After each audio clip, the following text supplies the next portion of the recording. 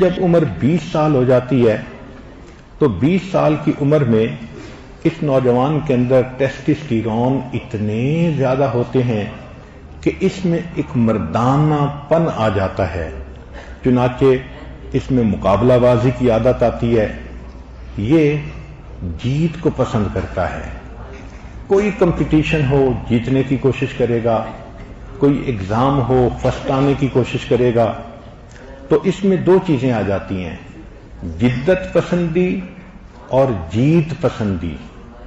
جدت پسندی کہتے ہیں کریٹو مائنڈ، چنانچہ یہ بچہ اس عمر سے سائنسدان بن جاتا ہے، یہ بچہ اس عمر سے نئے نئے آئیڈیاز کی ریسرچ کرنے کا عادی بن سکتا ہے۔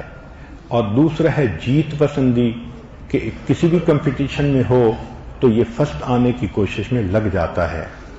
لیکن 20 سال کی عمر میں بچے کو تعریف سننے کا شوق ہو جاتا ہے کہ میری اچیومنٹس پہ مجھے اپریشیٹ کیا جائے۔